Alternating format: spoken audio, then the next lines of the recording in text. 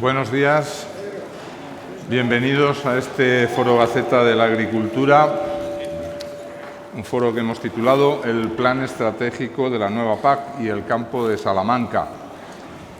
Desde luego, no sé si ha habido antes un momento tan importante, tan relevante para el futuro del campo, de la agricultura, del sector agroalimentario de Salamanca como el que vivimos en la actualidad. Es muy relevante este momento en dos frentes. Uno, porque se está definiendo la nueva PAC. España tiene que presentar su plan estratégico antes de final de año. Y dos, porque el campo está inmerso en una crisis con muchos frentes, con grandes dificultades, también con buenas expectativas de recuperación, que esperemos que no se trunquen con ninguna nueva ola, y expectativas de que se pueda aprovechar esa nueva PAC. Es a la vez un peligro y una oportunidad para el campo de Salamanca. Está con nosotros César Lumbreras, al que no es necesario que presente porque todos ustedes le conocen y siguen su programa en la COPE Agropopular, que está a punto de cumplir 38 años en antena, todo un récord. Hemos pedido, por tanto, a César que nos hable de esos dos frentes en el que se desenvuelve la batalla del campo en estos momentos. Digo batalla porque se anuncian movilizaciones también importantes. Hemos pedido que nos cuente las últimas noticias sobre la nueva PAC y que nos ilustre también sobre la situación que está viviendo el campo de Salamanca. Así que ya sin más, voy a dar paso a César y solo quiero recordarles que disponen de tarjetas en las mesas para plantear por escrito las preguntas, las dudas que tengan y que nuestro invitado intentará responder después de su intervención inicial. Así que, César, cuando quieras. Muchas gracias, Julián. Buenos días a todos. Gracias a todos ustedes por estar aquí atendiendo a esta invitación de la Gaceta de Salamanca. Siempre me presentan como el director del programa agropopular de COPE, cosa que es verdad, pero nunca dicen que soy colaborador de la Gaceta. Y yo lo digo todos los años, a ver si el año que viene volvemos a celebrar esta jornada y ya entonces me incluís como colaborador de la Gaceta, que para mí es un orgullo y es un placer. No sé si lo he dicho ya porque estoy un poco acatarrado y los jarabes esos cuando se apoderan de uno acaban con la memoria más reciente. Gracias por estar aquí a todos ustedes y haber acudido a esta invitación de la Gaceta. Voy a comenzar con una noticia de última hora, casi por lo que tenía previsto para el final. Lo que tenía previsto para el final es la situación actual que se vive en el campo español. La situación actual es de convocatoria por parte de las organizaciones agrarias de movilizaciones que tendrán lugar a lo largo del mes de diciembre y a lo largo del mes de enero.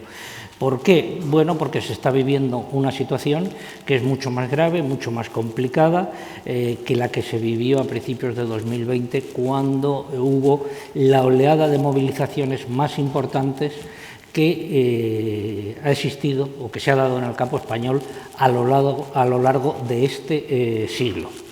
Esa oleada de movilizaciones provocó una reunión de las organizaciones agrarias con el ministro de Agricultura y allí se acordó crear una serie de mesas de negociación para estudiar lo que pasaba y poner fin o buscar una solución a los problemas que había. Se acordó en febrero de 2020 se acordó la creación de una mesa de transposición de la Directiva Europea de la Ley de la Cadena Alimentaria. Como tal, en más de 20 meses se ha reunido 2 veces Y en esas 2 veces que se ha reunido, se acordó la creación de distintos grupos de trabajo que a su vez se han reunido 4 veces.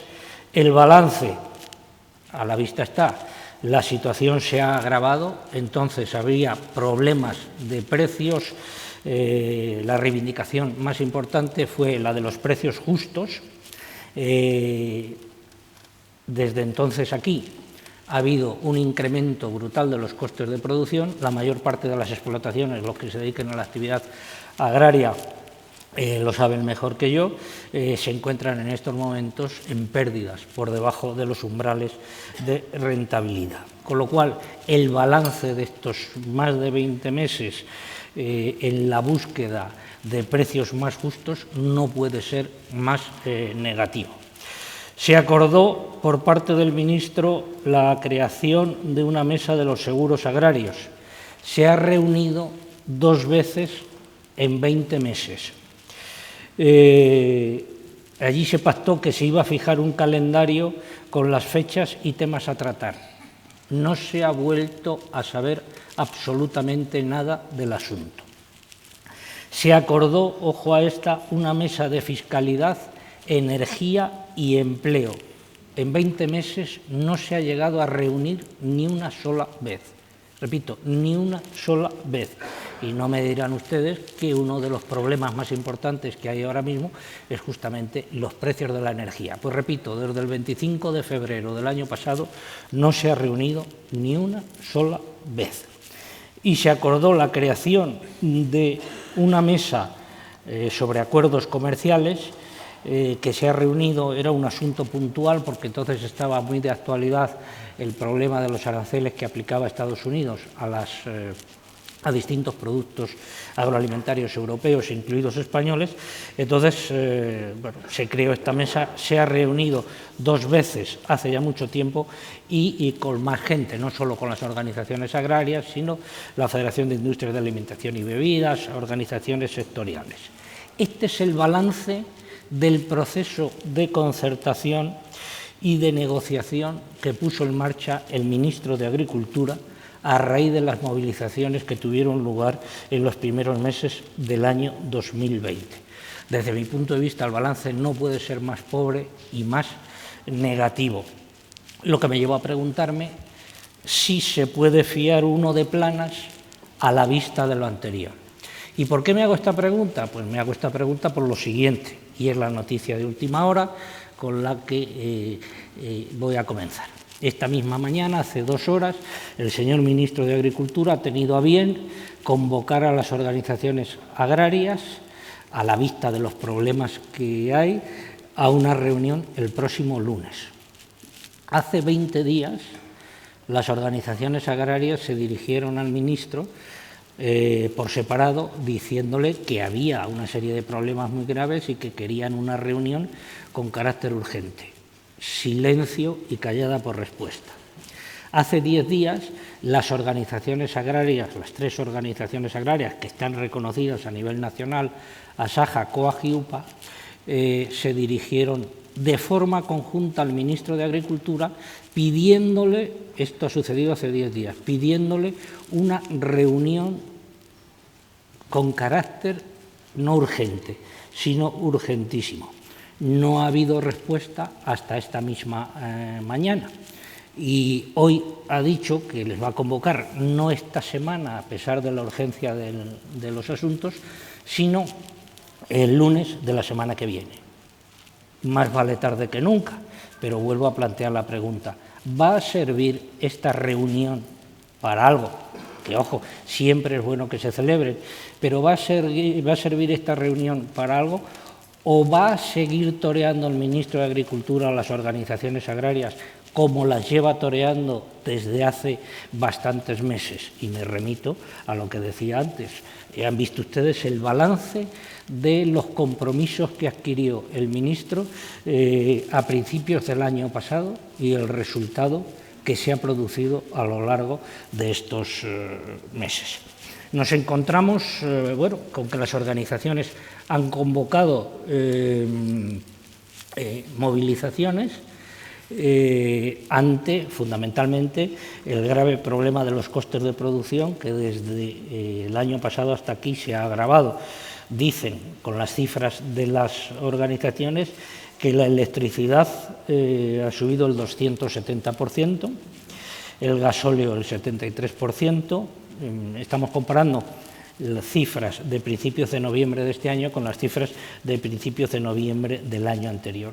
Los piensos el 30%, los abonos el 48%, los plásticos han subido el 46%, el agua el 33% y las semillas el 20%. Esta es la situación que la mayoría de ustedes conocen mucho mejor que yo, porque están sufriendo en estos momentos en la rentabilidad de sus explotaciones, que en la mayor parte de los casos son negativas. Y eso que nos encontramos en un momento en el que también ha habido subidas de los precios en origen de algunos productos agrarios.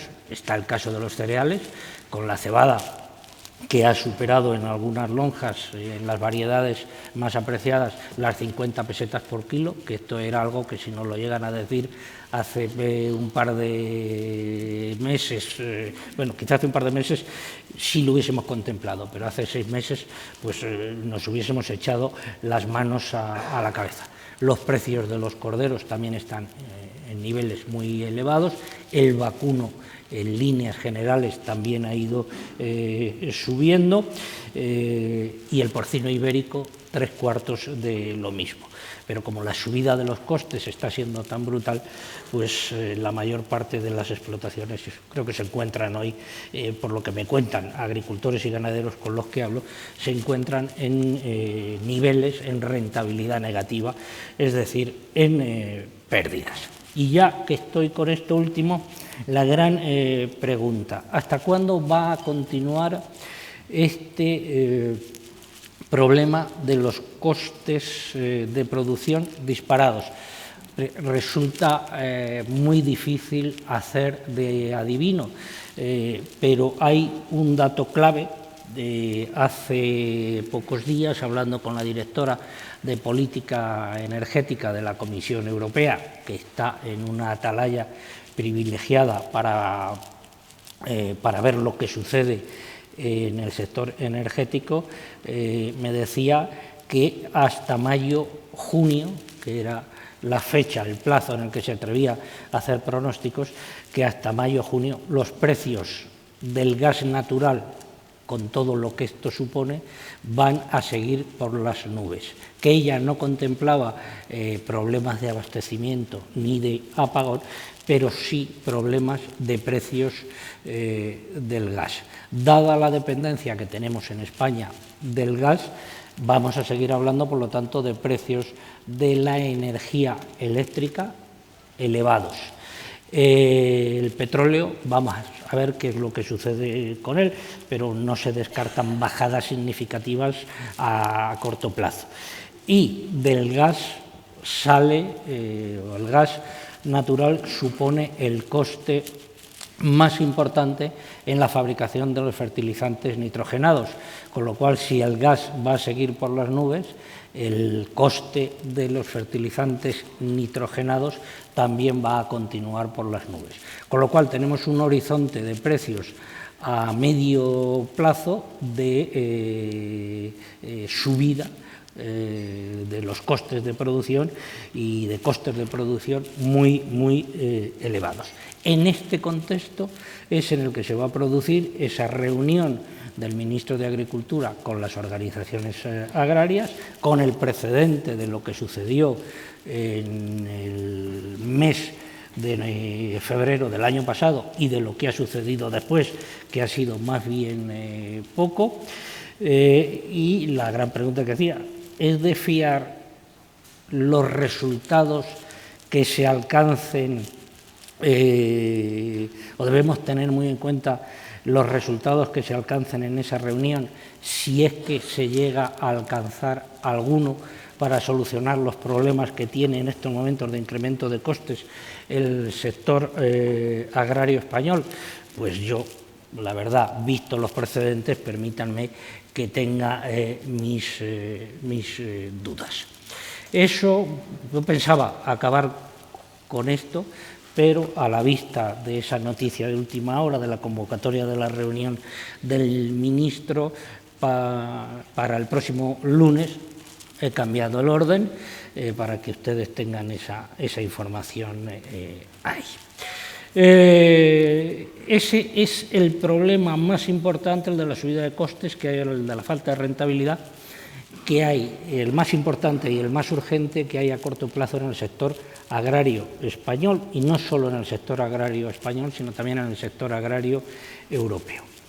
Hasta tal punto que en la última reunión del Consejo de Ministros de Agricultura, que tuvo lugar el lunes pasado en Bruselas, fueron bastantes los ministros de Agricultura, entre ellos el español, que insistieron a la Comisión Europea en la gravedad del problema y en la necesidad de adoptar medidas a nivel comunitario para hacer frente a esta situación, a este problema. La respuesta de la Comisión Europea fue que de momento no había graves problemas de mercado en ningún producto agroalimentario y que, por lo tanto, no se iban a adoptar medidas a corto plazo en lo que respecta a los precios. Y en lo que respecta a los costes de producción, sí reconoció la existencia de ese problema y están en estos momentos estudiando desde la Comisión Europea la posibilidad de reducir los aranceles que gravan la importación de algunos tipos de abonos. Pero es tan solo una iniciativa que está en estudio ahora mismo, pero que no se ha materializado en nada concreto. Repito, por lo tanto, que la Comisión Europea está estudiando la posibilidad de reducir o eliminar esos aranceles que gravan en estos momentos los fertilizantes, las importaciones de fertilizantes. Mañana lo vamos a contar con más detalle en el suplemento en las páginas agrarias de la Gaceta. Dicho esto, vamos con el Plan Estratégico Nacional.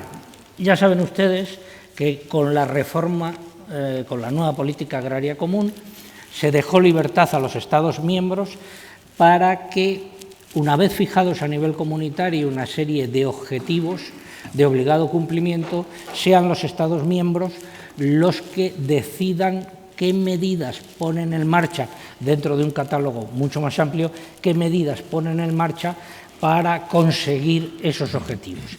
Esas medidas son las que se tienen que plasmar en el llamado Plan Estratégico Nacional. Este Plan Estratégico Nacional no está cerrado. Por lo tanto, las preguntas que yo llamo del qué hay de lo mío, que seguro que se están planteando todos ustedes, todavía no tienen respuesta. Muchas de ellas pueden tenerla, pero una inmensa mayoría, preguntas concretas de aplicación, todavía no tienen respuesta. Todos los Estados miembros están obligados a remitir a Bruselas ese Plan Estratégico Nacional antes de que acabe este año. Y luego la Comisión Europea tiene que aprobar este Plan Estratégico Nacional. Aquí hay negociaciones ahora mismo entre el Ministerio de Agricultura y las consejerías de Agricultura. Ahora me referiré con más detalle a ellas. El acuerdo al que lleguen, si es que llegan a alguno, el documento que cierren, si es que cierran alguno o termina imponiéndolo el Ministerio, será, y esto es muy importante, será el documento de la parte agraria. Ese papel, ese Plan Estratégico Nacional, se tiene que someter luego al visto bueno del Ministerio para la Transición Ecológica, que debe dar su visto bueno, insisto, a las medidas que se contengan en el mismo, porque el 40% del dinero que vendrá a España para la PAC a partir del año 2023 y hasta el año 2027, el 40% está supeditado al cumplimiento de una serie de objetivos de carácter medioambiental y de lucha contra el cambio climático. Con lo cual, el Ministerio para la Transición Ecológica, antes de enviar el documento que redacten, o que pacten o que no pacten la parte agraria, el Ministerio de Agricultura y los consejeros de Agricultura, tiene que recibir el visto bueno, antes de enviarlo a Bruselas, tiene que recibir el visto bueno del Ministerio para la Transición Ecológica. Y ahí todos sabemos cómo se las gasta este Ministerio y doña Teresa Rivera en su relación con el sector agrario. Punto número 1. Punto número 2. Una vez que el papel llegue a Bruselas, Bruselas tiene que dar el visto bueno a las medidas contenidas en el Plan Estratégico Nacional. Y en Bruselas, quien decide sobre el Plan Estratégico Nacional resulta que no es el comisario de Agricultura, ni los servicios de la Dirección General de Agricultura. Quien decide en Bruselas es el vicepresidente de la Comisión Europea encargado del Pacto Verde, el holandés señor Timmermans. El cumplimiento del Pacto Verde Europeo es la espina dorsal del programa de trabajo de la Comisión Europea durante su mandato. Y todas las políticas, incluida la PAC, todas las políticas de la Unión Europea quedan supeditadas al cumplimiento de los objetivos marcados en el Pacto Verde Europeo. Repito, que el que tiene que dar el visto bueno, para que ustedes lo tengan en cuenta, definitivo a Bruselas, son los servicios del comisario del holandés o del neerlandés Timmermans, que en su cabeza y en su mente lo que hay es lo verde, lo verde, lo verde, lo verde, lo verde, y así hasta el infinito.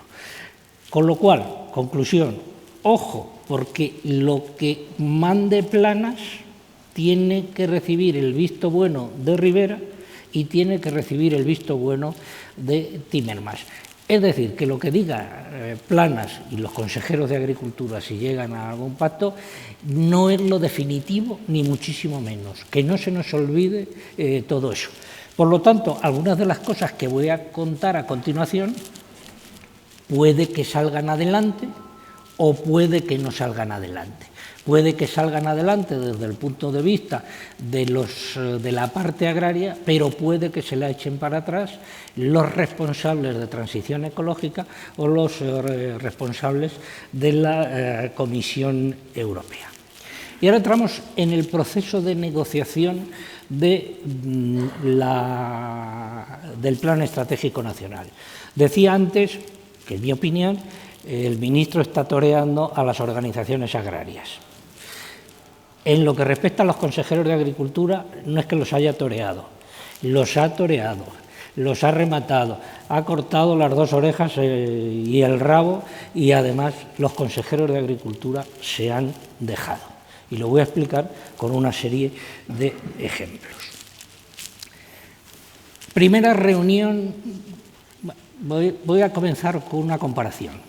Cuando se aprobó la actual política agraria común que se está aplicando en España, gobernaba el Partido Popular y estaba de ministro el señor Cañete. Hubo negociaciones con las comunidades autónomas de carácter técnico. Y ya cuando el tema estaba lo suficientemente maduro, con propuestas enviadas a las consejerías de Agricultura en tiempo y forma, se convocó una reunión en Madrid. Esa reunión en Madrid, de tiempo, vamos, no tenía límite, y se tardaba un día, 2 días. Los consejeros de Agricultura pudieron acudir con todos sus equipos de asesores y de técnicos.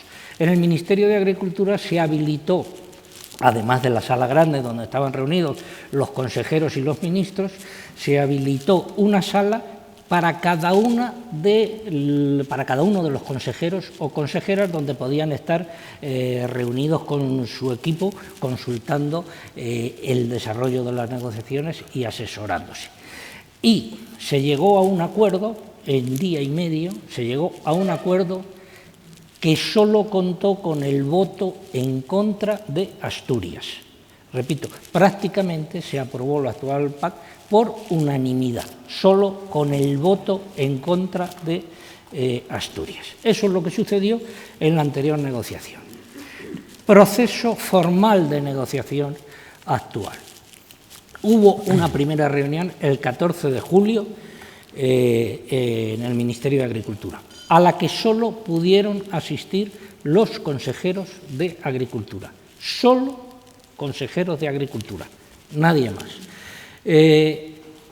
Hasta pocas horas antes de esta reunión, el ministro no envió su propuesta concreta de Plan Estratégico Nacional, que encima estaba incompleta, porque no abarcaba la parte correspondiente a los ecoesquemas.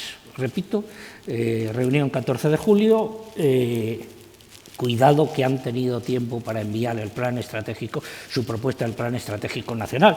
Un inciso, en Alemania, cuando el ministro convocó aquí la primera reunión de negociación, entre comillas, sobre el Plan Estratégico Nacional, en Alemania ya estaba aprobado su Plan Estratégico Nacional. Aquí ni siquiera se había enviado la propuesta concreta. Se envía la propuesta concreta pocas horas antes de la reunión del 14 de julio. ¿Qué sucede en la reunión del 14 de julio? Cada consejero expone sus tesis, expone sus temas y el ministro tiene luego una comida, el ministro va saltando de grupo en grupo, de consejero en consejero, a ver si hay alguna posibilidad de llegar a un acuerdo y se da cuenta de que no hay posibilidad de llegar a un acuerdo. Entonces, cuando se vuelven a reunir en sesión plenaria, los lee un párrafo redactado al estilo comunitario, que lo mismo puede decir una cosa o puede decir otra, era una redacción un tanto farragosa y tal. Los consejeros no se enteran de lo que les ha puesto encima de la mesa y se marchan a sus casas, los consejeros diciendo que solo ha habido un acuerdo en que van a seguir negociando sobre la base del documento que les ha presentado el ministro, pero el ministro, el 14 de julio fue miércoles, el ministro dice el viernes que ha habido consenso sobre el sobre la propuesta de plan estratégico que ha presentado él.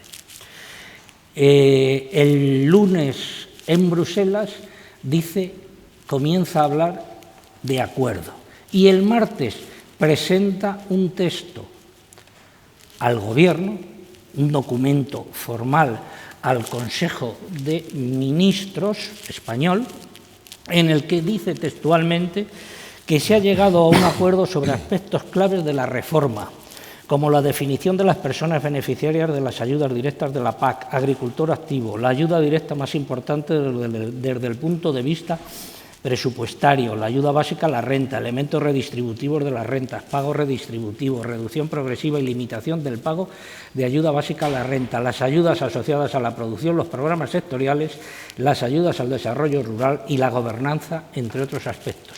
Estas son palabras textuales del documento que presenta el ministro al Gobierno diciendo que se ha llegado a un acuerdo. Yo comienzo a preguntar a los consejeros y me dicen que es mentira, que no se ha llegado a ningún acuerdo. Pero ninguno de ellos sale en público a decir que lo que el ministro en un documento oficial sometido a la consideración del Consejo de Ministros, ninguno sale a decir públicamente que lo que dice el ministro es mentira. Conclusión, toreo de dos orejas, rabo, pero es que la cosa, tenemos este precedente. Convoca una nueva reunión el ministro de Agricultura el pasado mes de octubre, segunda reunión, para volver a hablar del Plan Estratégico Nacional, esta vez ya con la propuesta de los ecoesquemas encima de la mesa. Primero, los convoca por videoconferencia. Repito, estamos hablando del tema más importante de política agraria de los próximos años. Los convoca por videoconferencia. Ni uno solo de los consejeros de Agricultura ni uno solo, ni del PSOE, ni del PP, ni de los nacionalistas, dice que eso es intolerable o que eso es improcedente, que dada la situación sanitaria no había ningún motivo para que la reunión se celebrase por videoconferencia. Bueno, les convoca, repito, por videoconferencia. Allí cada uno dice, plantea sus reivindicaciones y al final les vuelve a hacer la misma envolvente que les ha hecho en la primera reunión, en la de julio. Hasta tal punto de que allí les leo un párrafo que dice textualmente: el grueso de los asuntos está ya cerrado, sobre todo en lo referente a las ayudas directas del primer pilar, y aún queda por avanzar en el diseño de acciones del desarrollo rural. Algunos consejeros dicen que en privado que tampoco se podía dar por cerrado todo lo relativo a las ayudas directas, pero bueno, que el ministro les vuelve a decir que hay acuerdo y les pregunta textualmente que si alguno tiene algo que decir. Silencio sepulcral. Ninguno dice que no hay acuerdo. Eso sí, luego hablas con ellos en privado y te dicen que no hay acuerdo. Oiga usted, ¿y por qué no lo dice en la reunión cuando el ministro está preguntando si hay acuerdo o no hay acuerdo? Con lo cual, el resultado final de esa reunión es también que según el ministro hay acuerdo, según los consejeros en privado no hay acuerdo, pero en público no dicen nada. Les ha vuelto a hacer la misma envolvente y los ha vuelto a torear de la misma manera que en julio. Si esto es grave en el caso de todos los consejeros, pues lo es todavía mucho más desde el punto de vista político en el caso de los consejeros que no son del Partido Socialista, sino que son del Partido Popular, porque ninguno de los consejeros del Partido Popular dijo absolutamente nada, ni en la reunión del 14 de julio, ni en la reunión del mes de octubre. Con lo cual, la conclusión es evidente, daremos por bueno, aunque no sea así, según dicen en privado, daremos por bueno que ha habido un acuerdo, porque los consejeros no han dicho nada. Esto desde el punto de vista formal, que a mí me parece de una gravedad tremenda. Desde el punto de vista del fondo de la cuestión, pues hay un aspecto político también importante. Principal reivindicación de Castilla y León desde hace muchísimos años, que el agricultor profesional, entendido como agricultor profesional, el que vive única y exclusivamente de la agricultura, tenga un tratamiento diferenciado y se concentren sobre él las ayudas de la política agraria común. ¿Se ha conseguido esto? No. Es más, desde mi punto de vista, el agricultor profesional, entendido como aquel que vive única y exclusivamente de la actividad agraria, queda en peor situación, queda discriminado en relación con otros tipos de agricultores y ganaderos. Y lo explico con varios ejemplos. Se establecen en el plan estratégico complementos de ayudas para los jóvenes, con los que estoy de acuerdo. Se establecen complementos de ayudas para las mujeres, con lo que estoy de acuerdo. Y se establece un pago redistributivo que va a concentrar un suplemento de ayudas sobre los agricultores y ganaderos que tienen menos hectáreas o menos animales. Una parte de estos agricultores y ganaderos, aunque sean pequeños, pueden ser profesionales y otra parte no. Pero se concentra un suplemento de las ayudas sobre ellos. Estamos viendo tres categorías diferentes de agricultores o agricultoras y ganaderos sobre los que se concentran suplementos de ayudas. Oiga, el agricultor profesional no está contemplado en ninguno de estas categorías. Por lo tanto, no es que quede en igualdad de condiciones, sino que, en mi opinión, queda en peores condiciones que los otros. Y estamos hablando de la base fundamental de la actividad agraria, que es el agricultor y el ganadero profesional. Con lo cual, la primera reivindicación y más importante de Castilla y León no es aceptada por el Ministerio de Agricultura, que es un tratamiento diferencial para el agricultor profesional. La verdad es que sí hay tratamiento diferencial, pero en sentido negativo, no en sentido positivo. Y ahora esto desde el punto de vista como observación política y como observaciones ya de carácter técnico. Perdón.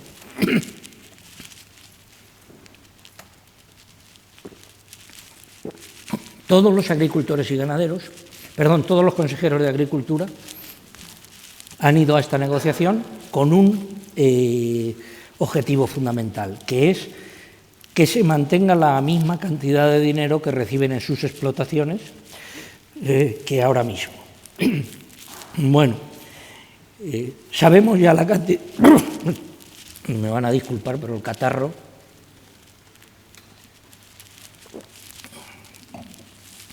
¿Sabemos ya la cantidad de dinero que hay para cada una de las comunidades autónomas?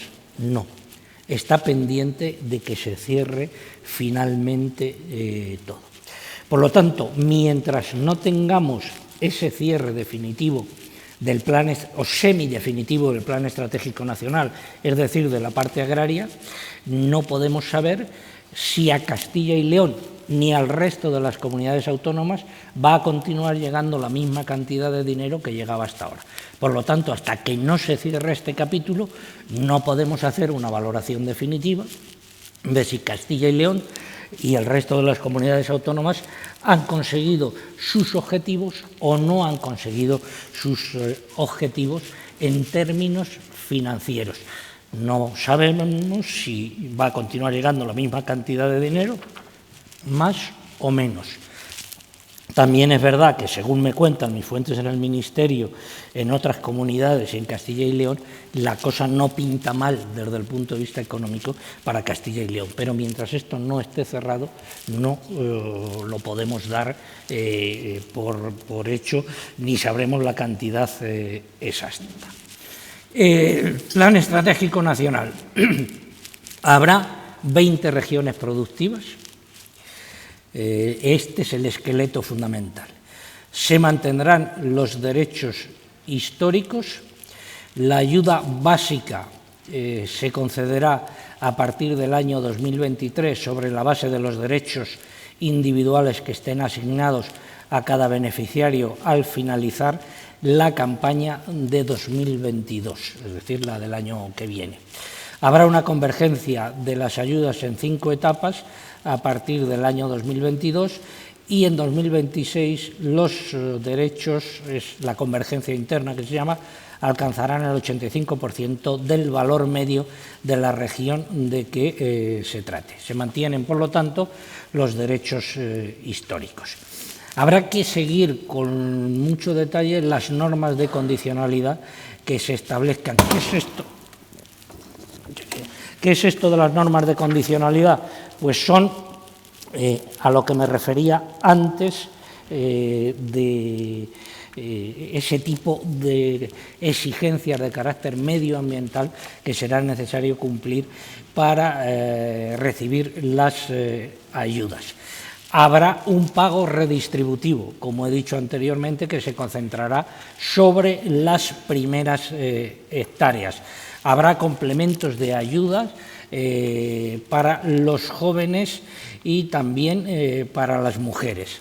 En el régimen de ayudas estará la ayuda básica a la renta para sostenibilidad, que es la heredera del pago básico de ahora, a la que se destinarán el 60% de la cantidad de dinero que se reciba en España en concepto de ayudas directas. Al pago redistributivo se destinará, que se concentrará en las primeras hectáreas, se destinará el 20% de la ayuda a la renta, que supondrá alrededor del 12% de las ayudas directas. A los ecoesquemas, que ahora hablaré de ellos, se destinará el 23%. Luego están las ayudas acopladas, y este es un poco el esquema del régimen de ayudas nuevo. Esto va a dar lugar a una nueva distribución del dinero y de las ayudas directas entre los agricultores y los ganaderos. Se ha establecido también la figura de agricultor activo, que es el que tendrá derecho a recibir las ayudas. Y la definición es la siguiente, que está desde el primer momento, desde la primera propuesta que presentó el ministro. Cuando esté afiliado al Sistema Especial de Trabajadores por cuenta propia de agrarios de la Seguridad Social, o bien cuando una parte significativa de sus ingresos procedan de la actividad agraria.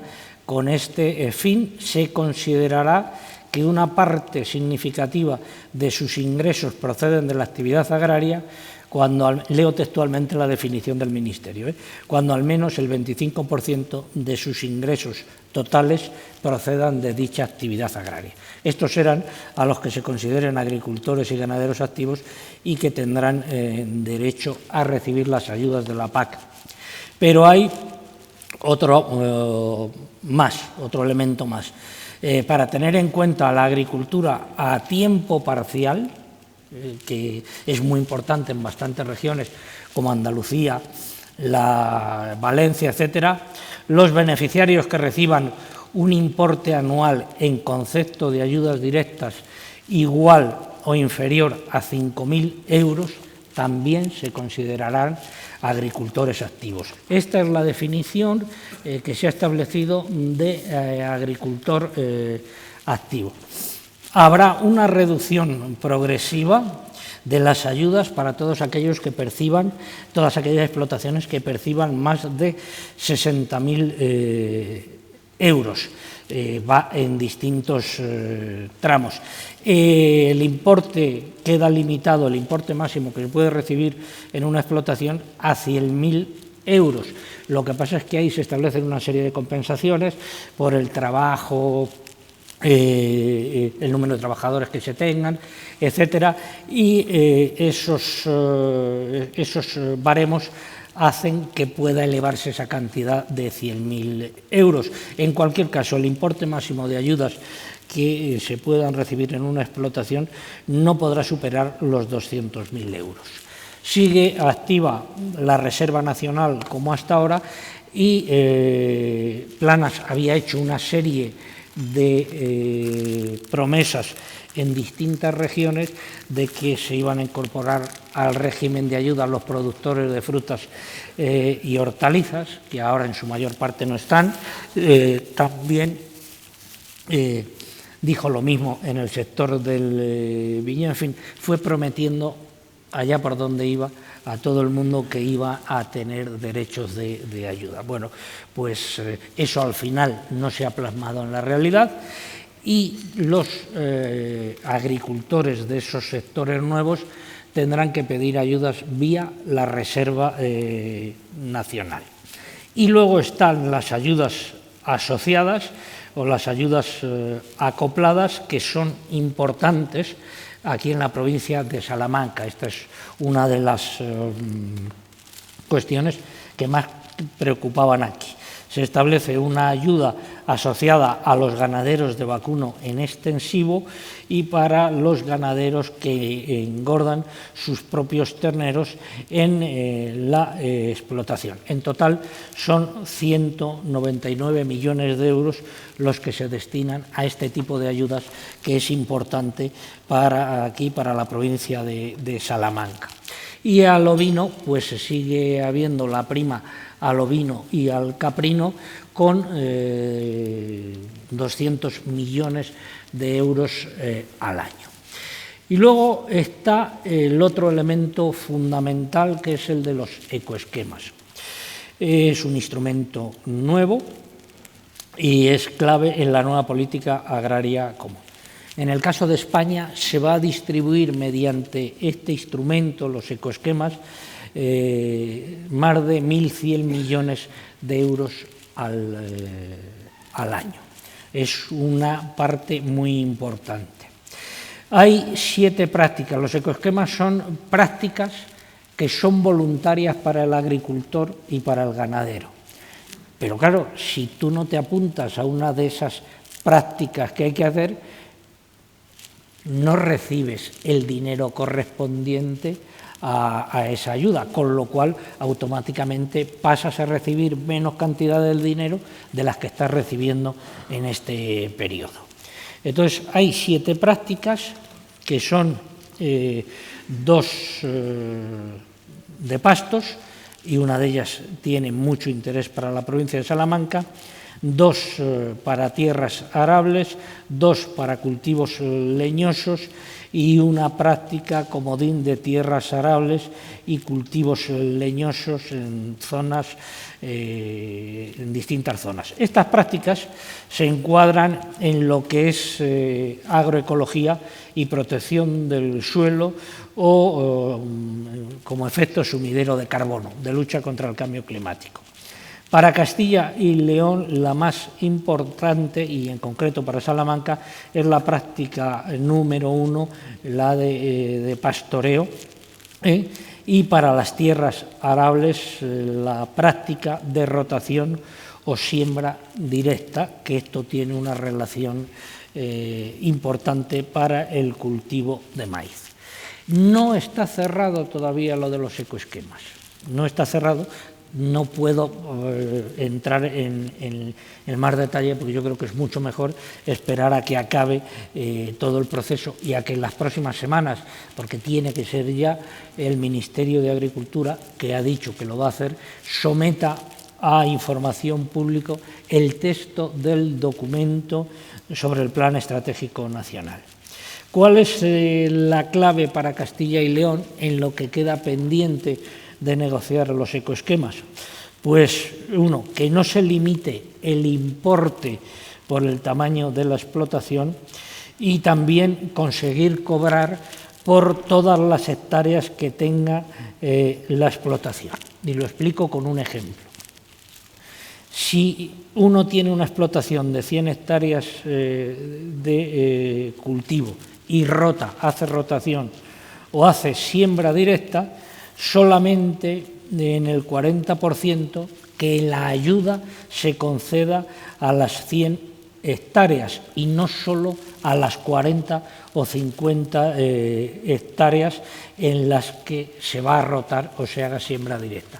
Estas son 2 de las claves de los ecoesquemas para Castilla y León y para Salamanca.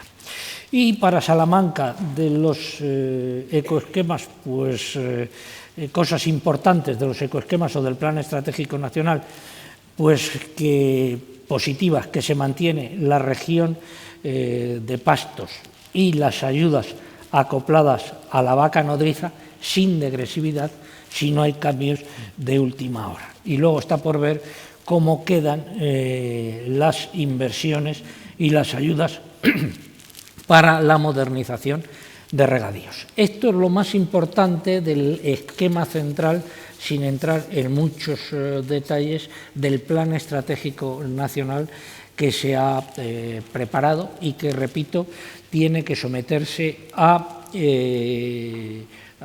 información pública para que lo puedan consultar todos ustedes en el periodo de tiempo que se establezca. ¿Se podrán formular alegaciones? En teoría sí. Que en la práctica vayan a servir para algo, lo dudo mucho.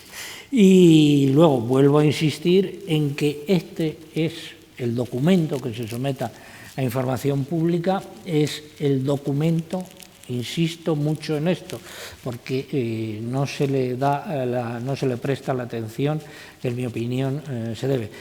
El documento de la parte agraria, del ministro y de los consejeros. queda por someterlo al visto bueno y a la consideración de Teresa Ribera del Ministerio para la Transición Ecológica. Y queda que luego Bruselas dé el visto bueno y lo apruebe. Llegados a este punto, y ya para ir finalizando, quiero referirme a una cuestión muy brevemente.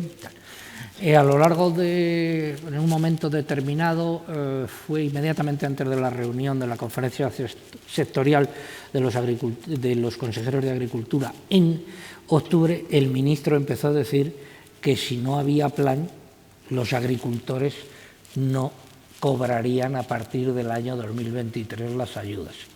Vamos a ver, esto es un intento de chantaje burdo, porque la obligación de que haya plan estratégico es de él, no es de los consejeros. Quien tiene la obligación de remitir el plan estratégico nacional a Bruselas es el Ministerio de Agricultura, no los consejeros. Lo ideal es que se hubiese logrado o que se lograse un acuerdo entre los consejeros y el Ministerio sobre el plan estratégico nacional.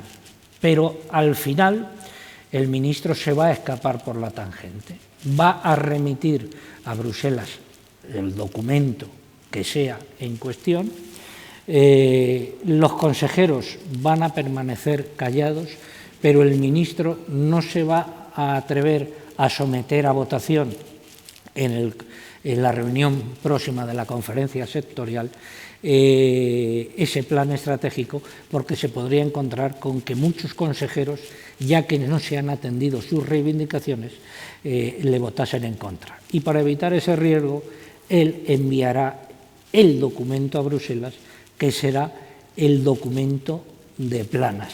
No será un documento pactado con las comunidades autónomas y con los consejeros, como sí sucedió en el año 2014, en el que hubo un documento sobre la aplicación de la nueva PAC en España, que es la que está vigente actualmente, que, como decía antes, se votó y solo tuvo un voto en contra, el de Asturias.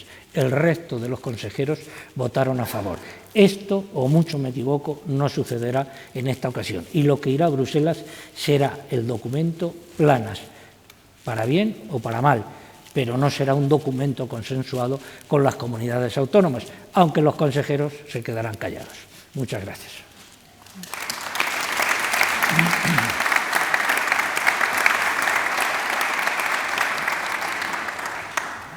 Gracias, César, por tu exposición, como siempre, clarividente, completa y, en este caso, crítica. Yo quería tener una... Está muy suave. Has estado suave, menos mal.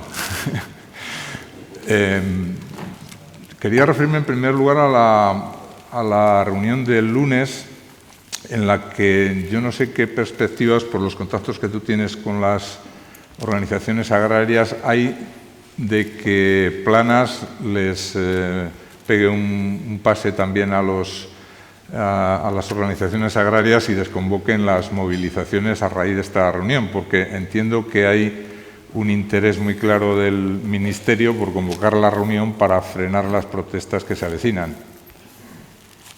Yo creo que eso en estos momentos es absolutamente imposible.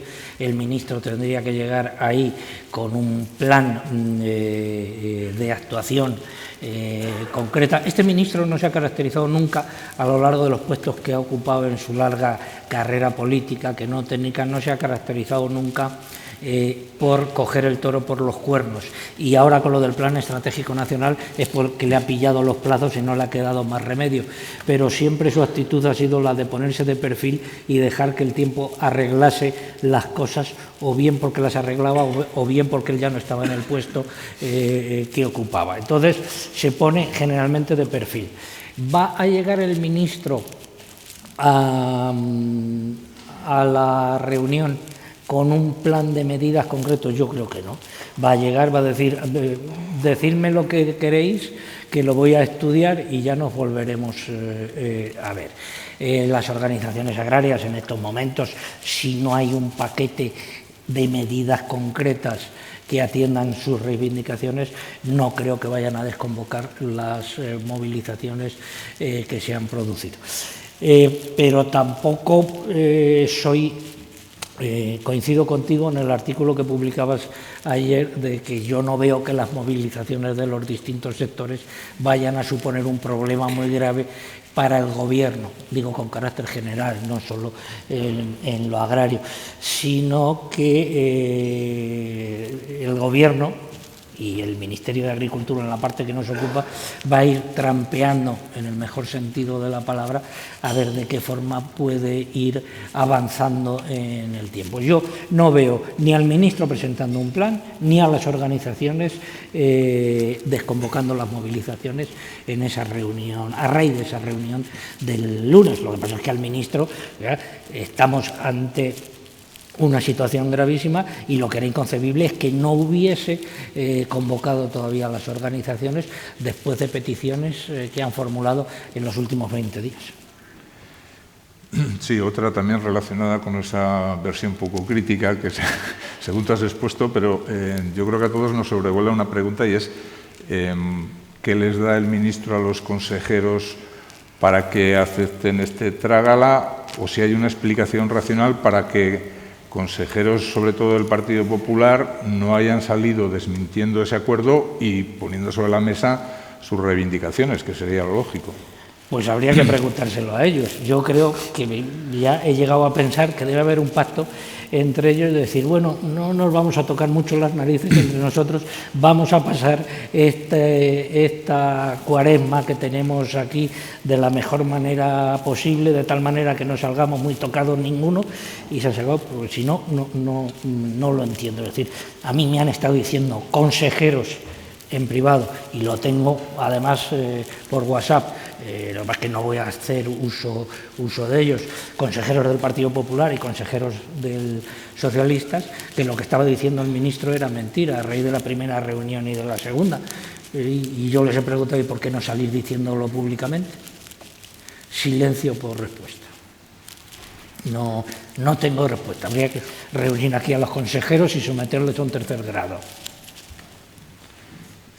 Hay preguntas ya más concretas en este planteamiento del plan estratégico. Preguntan qué exigiría Castilla y León para aceptar que el agricultor a título principal sea beneficiario. Más del 25%, más de 5.000 euros de ingresos. Han dado la batalla por perdida en lo del agricultor activo y podríamos ponernos a lucubrar tal. Lo que pidió Castilla y León está perfectamente claro, lo dijo el presidente de la Diputación que está aquí en su momento, lo dijo el presidente de la propia comunidad en la inauguración de la feria de Salamanca, lo ha dicho también el consejero, pues que tenga un tratamiento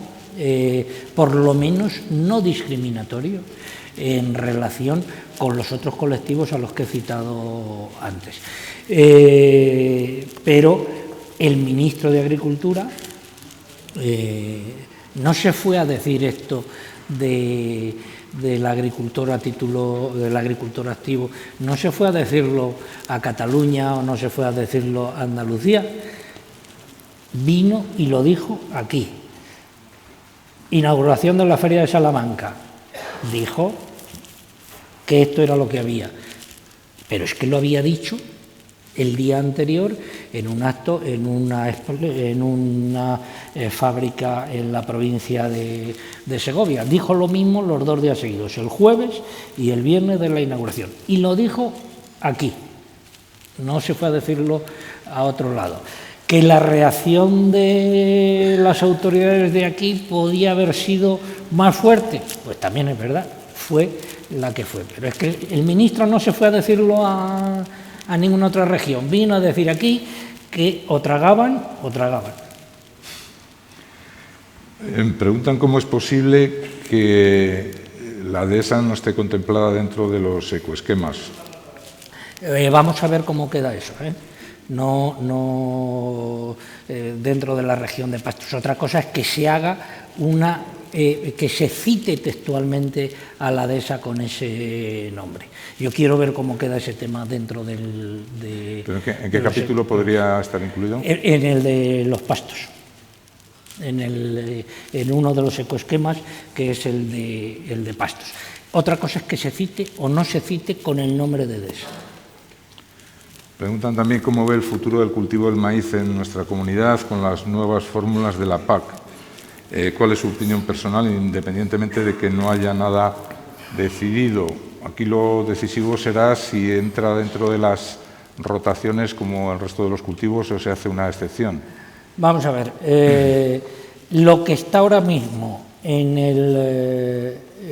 relación con el maíz, lo que hay ahora mismo, si no se modifica, que esto que sé que es un tema muy sensible aquí y en León, es rotación a 4 años y máxima siembra en un año del 70%. Esto es lo que está, para los que no tengan maíz, los sonará a chino, los que tienen maíz saben perfectamente a lo que me estoy refiriendo. Rotación a 4 años y máxima siembra en un año en un porcentaje del 70%. En Francia están tratando de otra manera la rotación de forma más simple, pero existe el riesgo de que la Comisión Europea no lo acepte. Este punto en concreto del maíz es uno de los puntos sensibles en los que la Comisión Europea está puede estar muy beligerante. Entonces, es un punto que no está cerrado, he leído tal y como está ahora mismo, vamos a ver cómo queda la redacción definitiva en el plan estratégico y qué es lo que finalmente se manda a Bruselas y qué es lo que finalmente decide Bruselas. Para los profanos, ¿cuál es el interés que tienen la parte ecologista de la Unión Europea en insistir en que sea la rotación cada 4 años y un 70% cuando eso puede hacer que no sea rentable, que se abandonen los cultivos de maíz? Misterio. Es un misterio, como en otros tantos asuntos, no tendría respuesta. Se basan, más que la parte ecologista, son en este caso los funcionarios de la Comisión Europea, en prácticas agronómicas más respetuosas con el medio ambiente y de lucha contra el cambio climático, pero claro, ahí cabe todo. También preguntan cómo es posible que la única solución para bajar los costes sea eliminar los aranceles a los países que están subiendo los precios del gas. Al final Europa entra por el aro y les compra el producto al precio que ellos quieren y que incluso lo podrían subir. Bueno, quien tiene el gas en estos momentos tiene un producto estratégico en sus manos y hacen con él lo que consideran oportuno. Y como el gas es absolutamente fundamental para la fabricación de los abonos nitrogenados, pues estamos en sus manos. Y luego estamos también en el resto de los fertilizantes y de los abonos, que la Comisión Europea decidió hace unos años establecer unos aranceles para la importación de esos productos, que ahora es lo que está revisando si reduce el importe de esos aranceles o los suprime. La solución la vamos a tener en los próximos días o en las próximas semanas. El Copa-Cogeca, que es la Organización de Organizaciones de la Unión Europea, lo está pidiendo desde hace varios meses. Sí, preguntan aquí... Entiendo que se va a tomar como referencia para la asignación de derechos de pago único la campaña 2022. Y también pregunta si las ayudas a extensivo y cebo de vacuno quedan acopladas. Las ayudas, hay ayudas acopladas para las que he citado anteriormente, pero de todas formas, si me formula la pregunta en concreto, la respondemos en el programa. Habrá ayudas acopladas para el vacuno. Otra pregunta también muy concreta. En la prima para vaca nodriza, ¿cuántas cabezas cobran el 100%. Esas preguntas son para Juan Pedro Medina, me las llevo y que las conteste él, porque además no sé incluso si estará fijado ya. Pues como estamos ya sobre el tiempo, aparte de felicitarle por su intervención, César, ¿nos puedes volver sobre, yo creo la parte más positiva es que has dicho que hay perspectivas de que Castilla y León no solo no pierda dinero, sino que salga beneficiada? ¿Es un feeling? No, ¿Es algo que...? No. Quería acabar con ese mensaje un poco positivo, ¿no? Vamos a ver, tenemos que ver el resultado final. Tal y como están las negociaciones en estos momentos,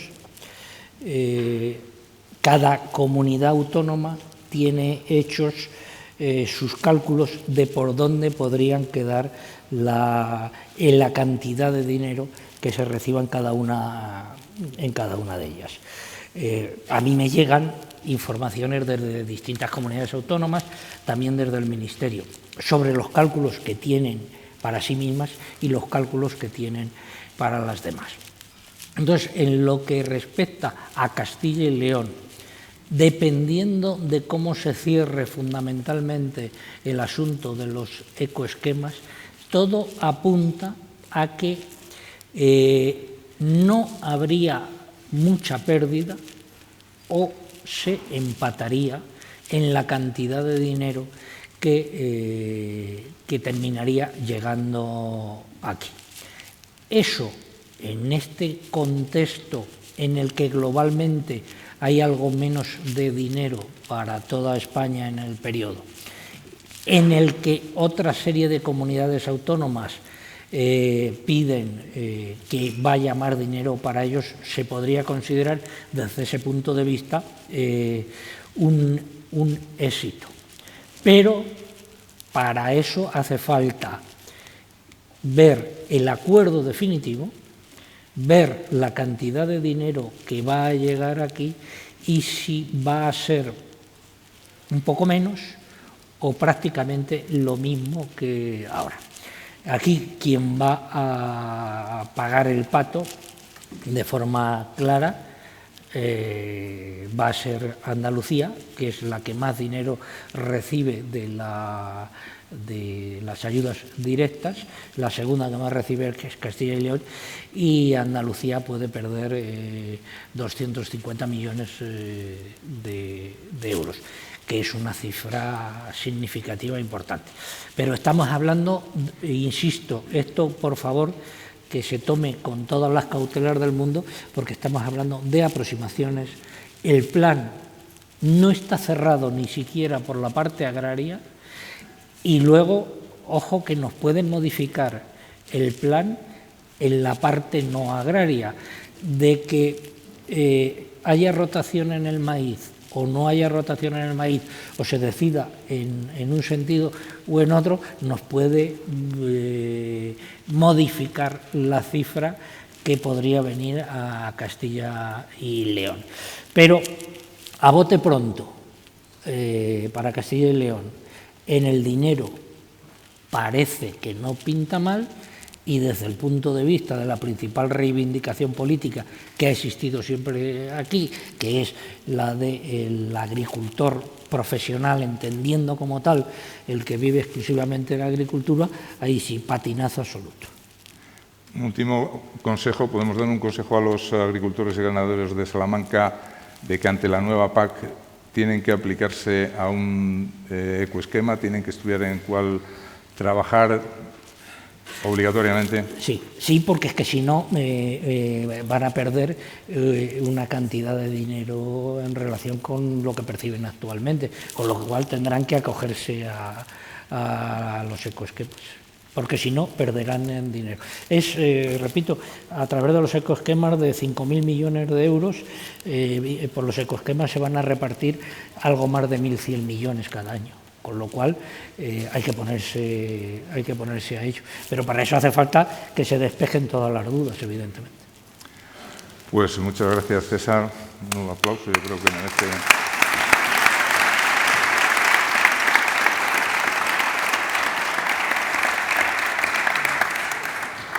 Bien, con este panorama en parte positivo, en parte complicado, quería cerrar este foro, pero no sin antes recordar a nuestros patrocinadores, a la Diputación de Salamanca, a Unicaja Banco, Piensos Cooperal y Fertilizantes Mirat.